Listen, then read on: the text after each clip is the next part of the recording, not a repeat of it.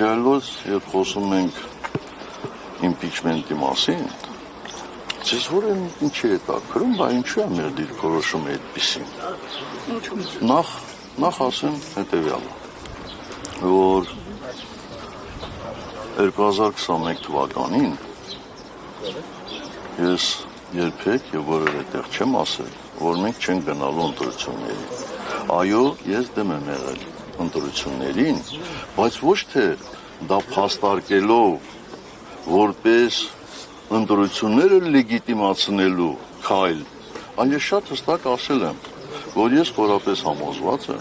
եւ իմ այդ համոզմունքը հիմնված է քաղաքական դաշտ եւ ժողովրդի տրամադրությունները ուսումնասիրելու վրա, որ միանշանակ այսօրվա կառավարիչը հաղթելու է այդ ընտրություններում, հաղթելու է եւ դառնալու ենք մենք մասնակիցը կապիտուլյացիայի լեգիտիմացման եւ միջազգային հանրությունը մեզ հայ ժողովրդին մեղադրելու է այդ կապիտուլյացիայի համար, ասելու է, որ ժողովուրդը թեև կապիտուլացվել է Հայաստանը, բայց վստահում է այսօրվա կառավարիչին։ Ինչ եւ տեղի ունեցավ։ Մի տարուկես եւ մեր դաշնակիցները եւ մեր գործընկերները դրա վրա են հողում կատարում։ Հիմա եթե սխալ եմ ես կանխատեսել, ասեք սխալ եմ կանխատեսել։ Ես խնդրում եմ մի 3-ական ջել ինձ տվեք, որպեսզի կարողանամ այդ բաները լսել։ 26-ին նույն համոզմունքը, որ Փաշինյանը անցնելու է։ Եվ ինչ ճանապարհ եք տեսնում Փաշինյանին։ Թույլ տվեք շարունակեմ։ Հիմա մենք ասում ենք, պաշտպանում ենք impeachment-ը, ելնելով հետևյալ հանգամանքներից։ Մենք, այսինքն ես նկատի ունեմ հավաքական ընդդիմությունը, առնվազն 5 տարի հայտարարում ենք, որ այսօրվա կառավարիչների 1 օր ավել մնալը իշխանության վնասում է Հայաստանի Հանրապետության շահերին։ Այդպես է, թե այդպես չի, ասել ենք, թե չենք ասել։ Խնդրում եմ, ասեք, եթե չենք ասել, ասեք, չեք ասել, ասել ենք։ Իսկ այդ ինչ պատահեց,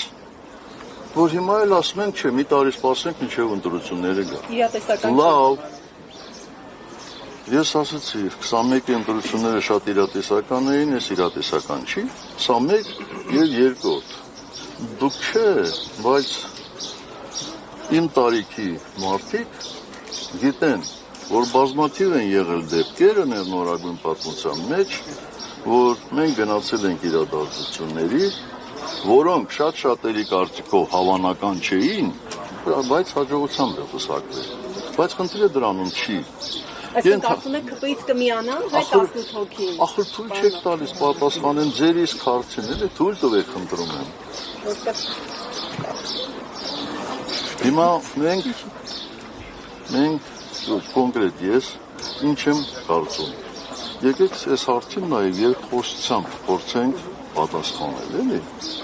Ինչ եք կարծում։ Հնարավոր է այս մի տարվա ընթացքում այսօրվա Հայաստանի կառավարիչները կատարեն մի քայլ, որը շատերի համոզման, չեմ ասում բոլորի, վնասակար կլինի Հայաստանի համար։ Օրինակ, կարող է մի քանի ամիս հետո այս կառավարիչները մի թուղթ ստորագրեն եւ ասեն Հայաստանից հանում ենք ռուսական սահմանապահներին, Հայաստանից հանում ենք ռուսական բազան, մեր անվտանգությունը արդյոք դրանով կամրապնդվի։ Սա մի հանգամանք, դուք հատկապես դուք կարող եք դա քիչ հավանական համարել, չէ՞, բայց ավելի լավ, ուրեմն ես ճիշտ ճշմարտություն եմ ուրեմն ես ասում,